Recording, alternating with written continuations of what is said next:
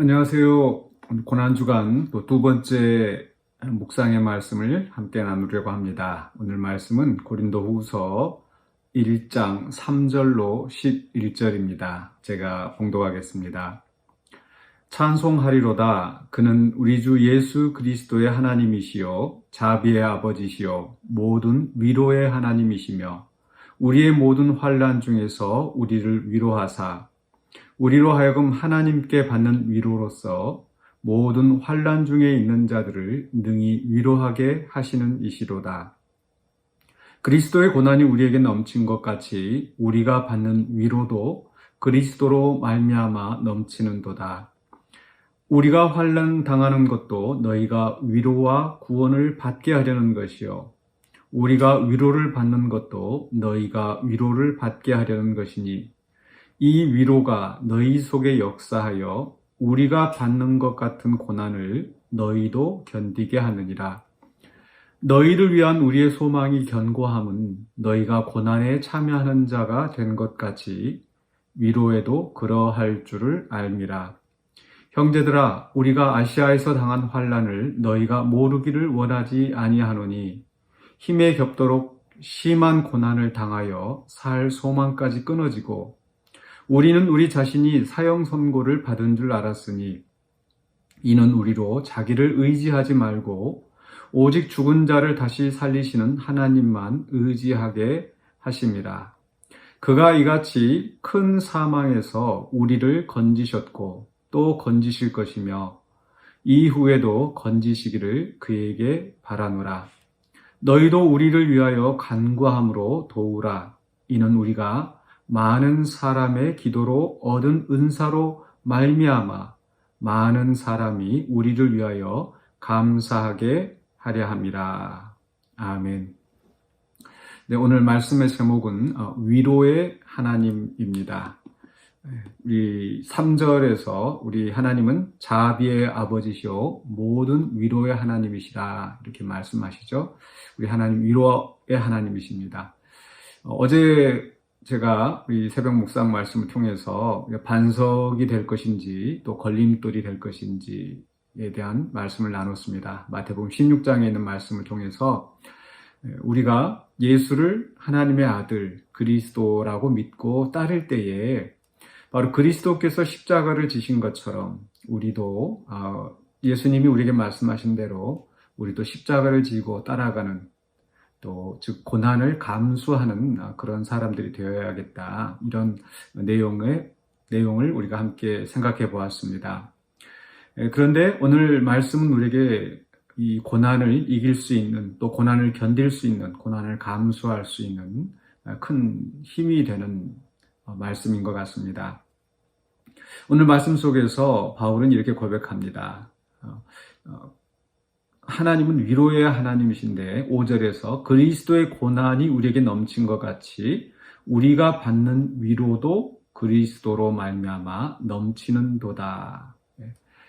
그러니까 우리가 십자가를 지고 그 예수님의 고난을 뒤따를 때에 그 고난만 있는 것이 아니라 그 속에서 하나님이 우리를 위로하신다. 또 고난이 넘치는 만큼 위로도 넘치게 하신다라는 거죠.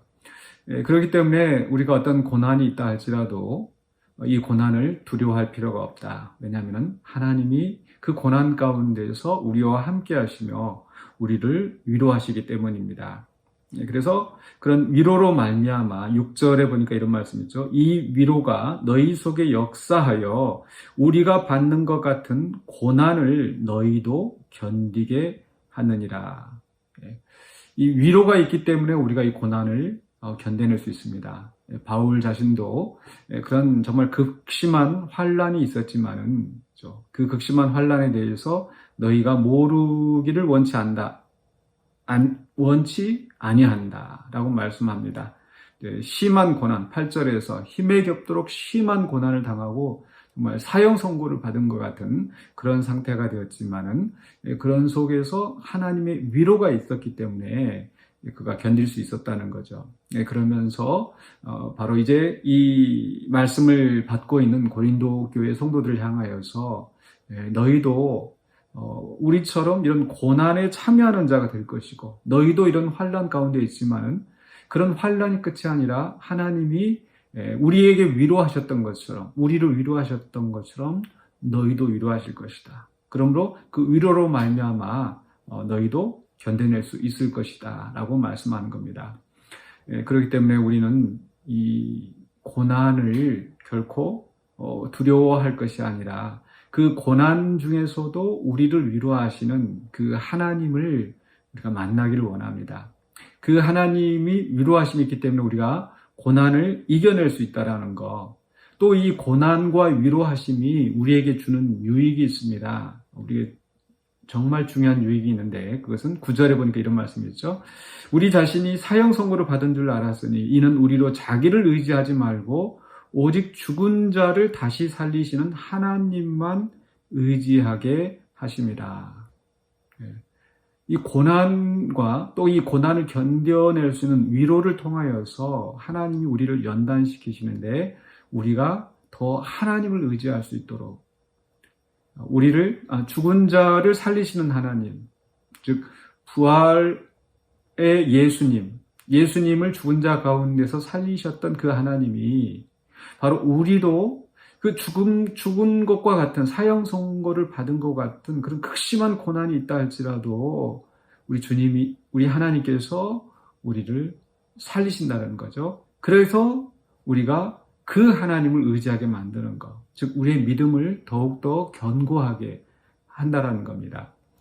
제가 가끔 예화로 말씀드리는데 정말 그 예화가 저는 너무 좋습니다. 즉 이 나무가 물이 없으면 비가 많이 내리지 않으면 더 뿌리를 깊이 내려서 물줄기를 찾아가고 더 단단하게 땅에 뿌리 박히게 된다는 것. 우리 성도들도 마찬가지입니다. 고난이 있고 그 고난 속에서 우리는 더 하나님을 깊이 의지하고 찾아갈 수 있다는 것. 그렇기 때문에 이 고난이 우리에게 유익이 된다는 거죠. 또 이 고난은 우리에게만 유익이 되는 것이 아니라 이 고난을 통하여서 또 이 고난 가운데서 하나님의 위로 가운데서 우리가 이겨내는 것을 보면서 그것이 다른 사람들에게 유익이 되어진다. 즉 환난 당하는 다른 사람들에게 위로가 되어지고 모범이 되어진다는 거죠. 오늘 바울도 이런 그 말씀을 합니다. 4절에서 우리의 모든 환난 중에서 우리를 위로하사 우리로 하여금 하나님께 받는 위로로서 모든 환난 중에 있는 자들을 능히 위로하게 하시는 이로다. 그래서 바울은 환난 중에 있었지만 하나님이 위로하시는 그리스도로 말미암아 위로하시는 그 위로를 경험했고 그 위로 속에서 그 고난을 견뎌낼 수 있었고 그리고 그런 경험이 있었기 때문에 지금 고린도 교인들을 위로할 수 있는 겁니다. 그런데 이러한 이 바울이 겪었던 이런 고난과 위로가 사실은 예수님에게서 먼저 시작되었다는 것을 우리는 알아야 되겠습니다.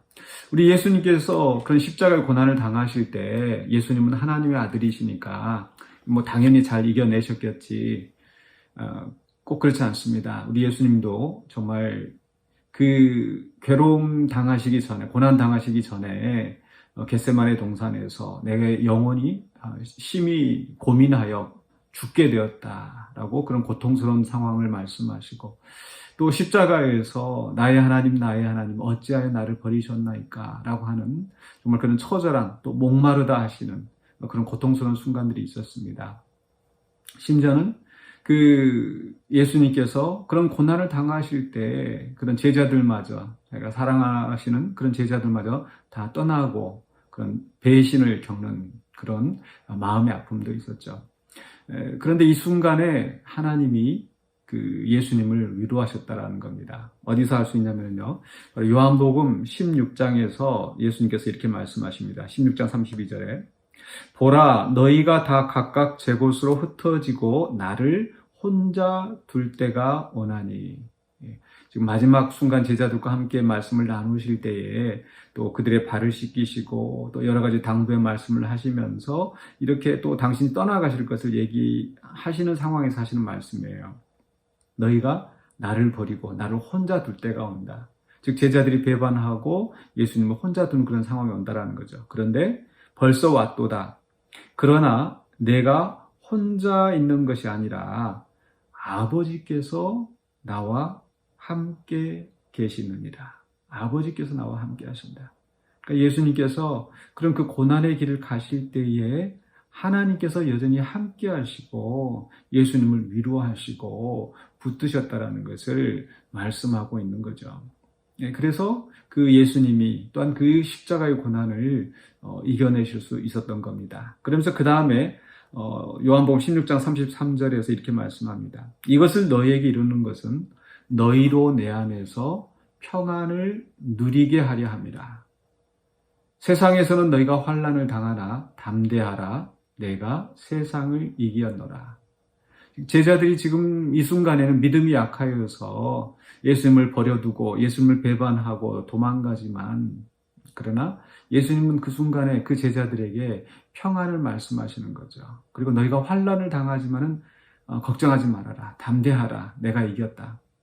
즉 예수님은 이 제자들이 이제 그들의 믿음이 단단해지고 그리고 그 가운데에서 이제 환난을 또 당할 것을, 그러나 그 환난이 끝이 아니라 예수님으로 말미암아 또 위로를 얻고 또 예수님이 이기신 그 승리에 그들도 동참하게 될 것을 말씀하시는 거죠.